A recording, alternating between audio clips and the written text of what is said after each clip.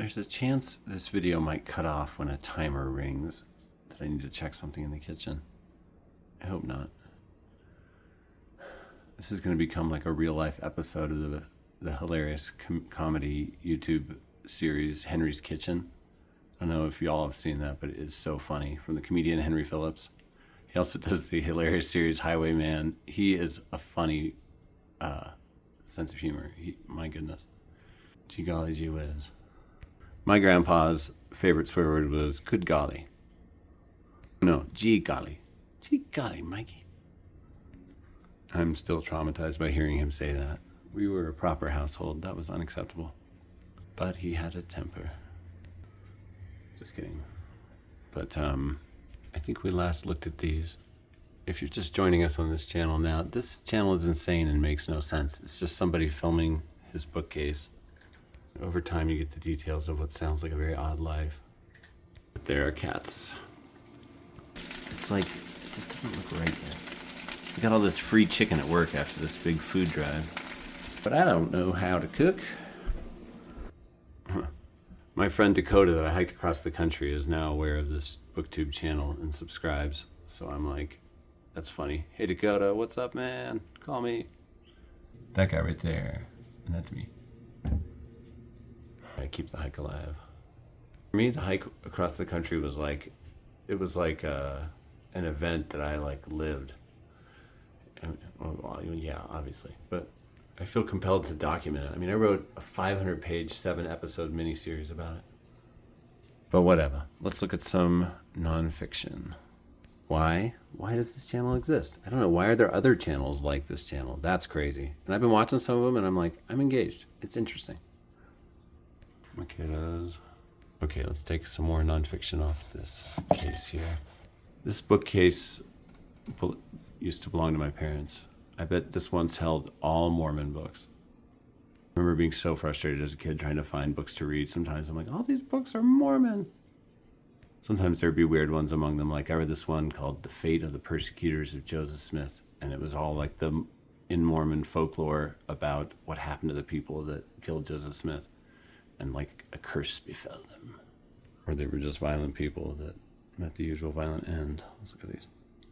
Okay, the timer's going off. Let's see. Will it cut the video off? Maybe not. Here it is. The event.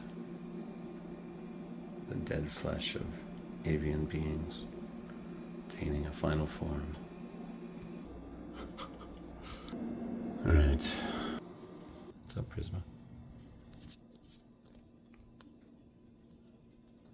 You can't film Prisma without betting her. She won't hear the argument. I don't want to put my hand in the shot. Get on it. Get to petting me. Come on. Yeah, there's a bit of a windstorm going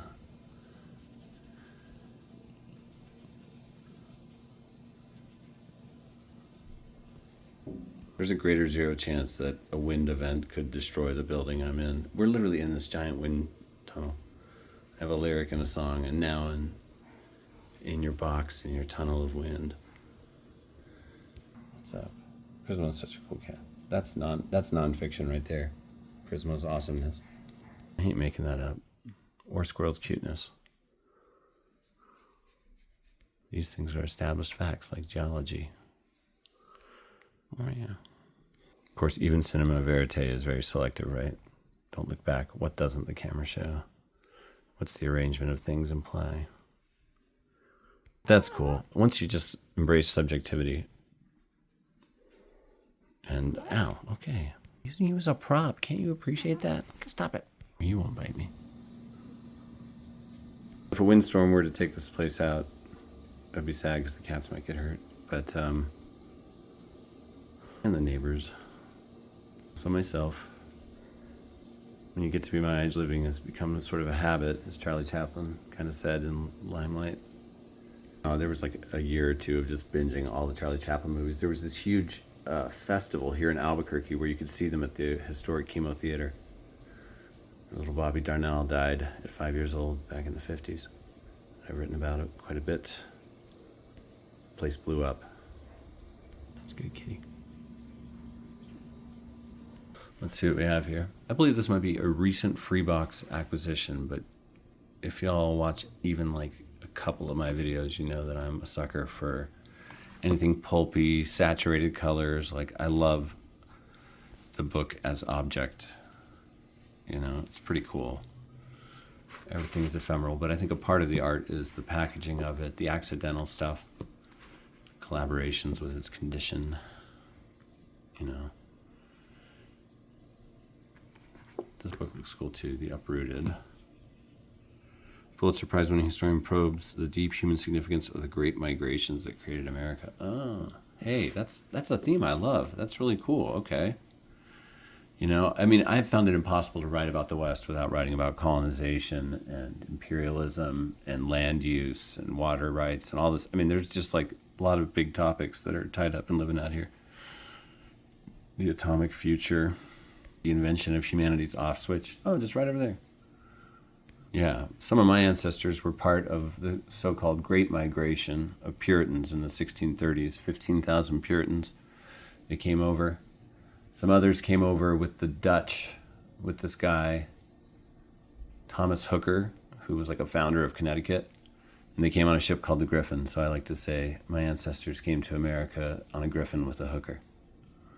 And then a bunch of ancestors, I haven't followed these back as far. The South didn't keep as good of records. They were not as literate of a population. And if you read the book, A History of American Literature Before the Revolution by Moses Coit Tyler, it's so good. I love that. That book is like, has deep problematic attitudes of its time, but it is such an incredible and compelling account of the history of American literature and really makes the case for there even being in American literature. And like, it was like, I'm like, what is this feeling I'm feeling reading this book? Is it something like patriotism? You know, just like pride in a tradition or something like that. I'm like, I do love American literature specifically, you know? And it's like, you can't help but be from a country. You didn't choose what you were born into, you know? But I'll sometimes say I'm like a North American patriot, you know, because I do love this crazy continent. It's like amazing and beautiful and so majestic. And I'm like, how do you top like Zion National Park or Arches or Glen Canyon or the Grand Canyon or Navajo Mountain or like, there are just so many beautiful places. The Rockies, oh my God. The East Coast forests are incredible. New England in the fall.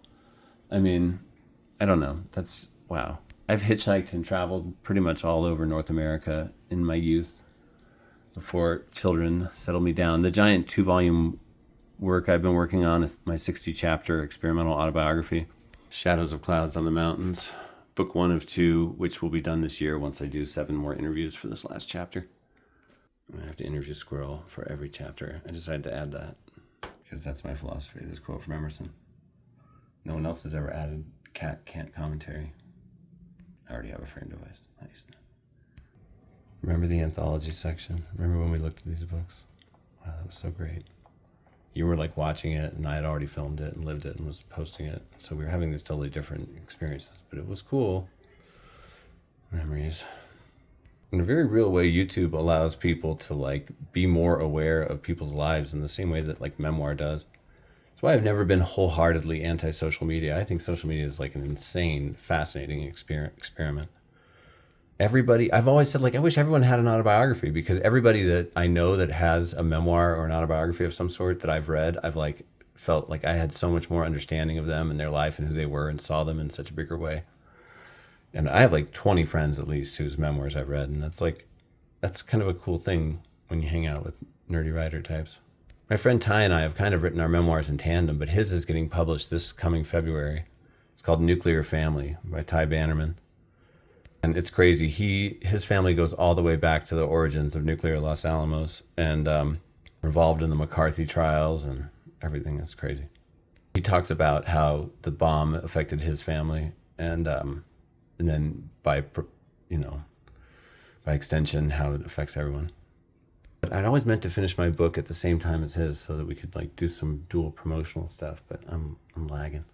But also my book's like some crazy thing. Both volumes together will be close to 4,000 pages, I believe. I'm going to try to keep it under that. But it's not all like dense text. There's white space, there's photos, there's poetically framed stuff, visually framed stuff.